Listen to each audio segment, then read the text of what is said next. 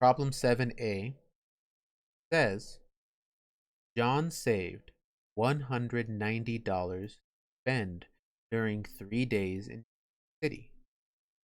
If he spends the same amount each day, which equation can be used to find A, the amount he can spend each day? So this was a lot like problem 5 or 5a. It's still a word problem, so I'm still going to start by circling my question mark. And I'm going to go backwards from my question mark and find my question word, which. Which equation can be used to find A, the amount he can spend each day? So just like problem 5a, they try to confuse us or try to trick us by asking for a letter. They say they want to find A, but A stands for something. It stands for the amount he can spend each day. And you can usually tell what it stands for because A is also the first letter in the word amount. So they kind of match. They also tell us that they don't want us to solve the problem for them. They don't ask us for the answer. They say which equation can be used. So they're asking us how. How do you find this out? How can I figure this out? What do I do? So they want to know about how much. This is the amount he can spend. When it says the amount he can spend, what are they talking about? When they say that he's going to spend something, what is he going to spend?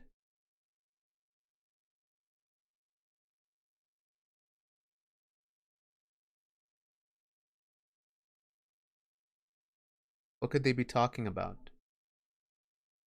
Spend what? Alexa? Like if you're gonna buy something. Okay. If you're going to buy something, so money. So they want to know about money. How much money can he spend a day? They tell us he's going on a trip. And when you go on a trip, you usually end up spending lots of money, right? You buy things that you can for your trip, or you buy food or clothes or stuff like that when you're on a trip, when you're on vacation. Let's see what's going on with John. John saved $190. Okay, $190 to spend. Do I need to know about that? Is that important?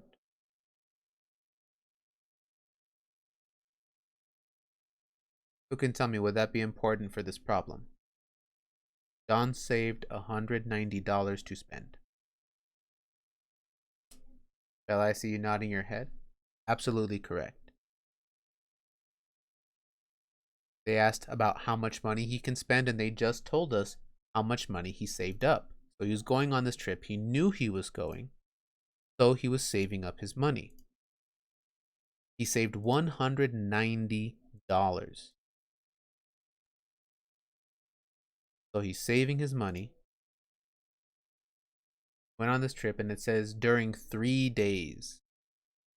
So he's there not just one day and then he's going back home. He's going to be there for 3 days. 3 different days, which is probably why he has all that money.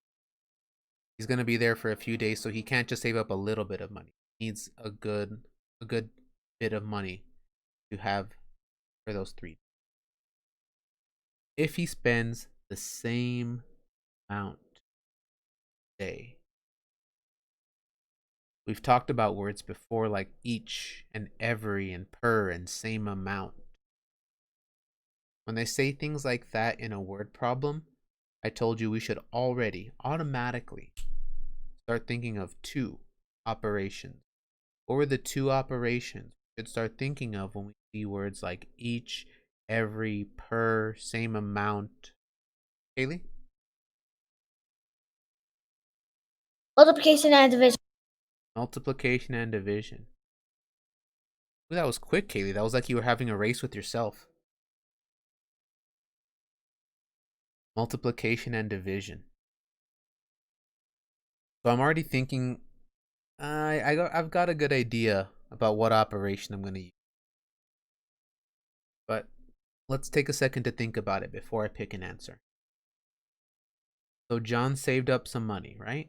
I'm going to pretend this is the money he saved up. Saved up $190. All right. So John is saving and saving and saving and saving. And then he wants to make sure that he doesn't just spend all of his money the first day. So he's going to try to make sure that he has the same amount of money for every day. How many days was he going to be up there again? Kylie, how many days was he going to be there? 3. 3. Okay. So I'm going to cut this chunk of money here into 3 parts. 1, 2, 3. And I want all 3 parts to be equal, to be even. I don't want to have one day where there's lots of money and then 2 days with just a little itty bit of money. Same amount of money every day. How could I figure out how much money he would have for each day if he wants to be fair? If he's spending money, is the amount of money he has going to go up? Going around and buying things? Going to get more money? Alexa?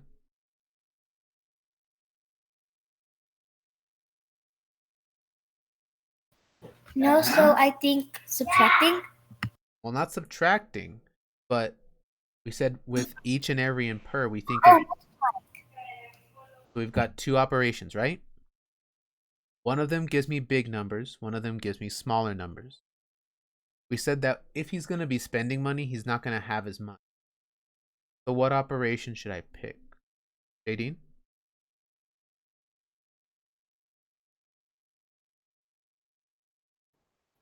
I know a way to get rid of some answers. Hmm? I know a way to get rid of some answers. Oh, okay. Well, how would you get rid of some answers? There's plus and subtraction, and we don't need those. Right. There's addition and subtraction. But I have 2 answer choices left. And Jadine, which one do you think is the better one? We said he's going to be having less money, right? Because he's spending it. And unfortunately, when you buy stuff, you don't get more money. Division? Division will probably work better then. Because if he's spending money, he's not going to get more and more. It's not the way it works. He's going to have less and less. So multiplication wouldn't make sense. It's not going to end up with more money. It's going to end up with. So A is the better answer.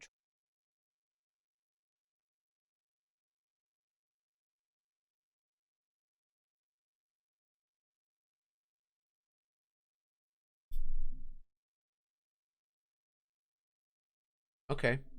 What about question 7B? A plumber installed a water line. He had 24 pieces of pipe, and each pipe was 8 feet long. Which equation can be used to find F, the total measure in feet of pipe the plumber installed? Okay, question mark. And I'm going to go backwards. Question word. Which equation can be used to find F, total measure in feet of pipe the plumber installed? Again, they try to use a letter to confuse us, to trick us. F, but F is telling us feet of pipe. That's what we want to find.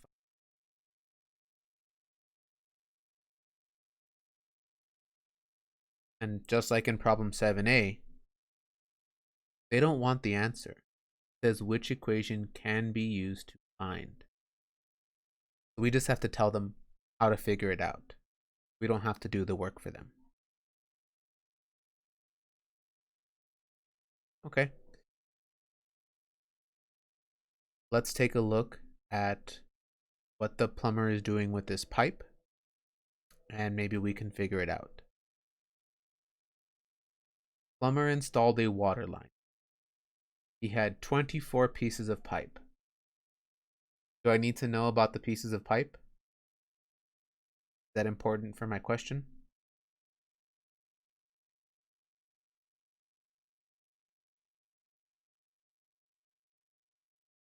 Take a look at my question. Find F, the total measure in feet of pipe. If it's in my question, then it's important to me. So I need to know how many pieces he's using. And each piece was 8 feet long. This is talking about feet. And again, in my question, it says feet of pipe. So I do need to know that. 8 feet. And they used one of those words. Each. So what two operations should I start thinking of? They say each, every, per, same amount. Then I think of what? Haley. Multiplication and division. Okay. Multiplication and division.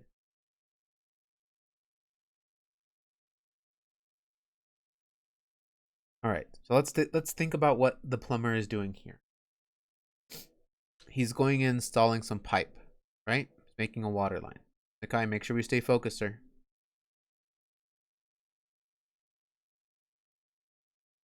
He's putting in pipe to make this water line.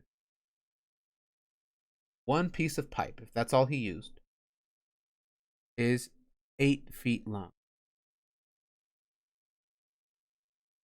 But did the plumber just put in one pipe and that was it?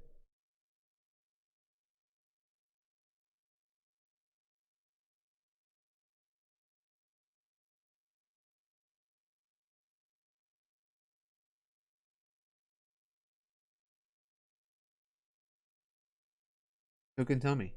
Did he just use one piece of pipe and that was it? Nakai? No. No, he had to use a few, right? That he used 24 pieces. I don't want to sit here and draw 24 rectangles. Too much drawing for math. I'm going to take a shortcut. There's more and there's more and there's more. How many more? Well, there's 24. Hey, that rhymed. There's 24 pieces of pipe. And he's going to use another. He's going to connect them all.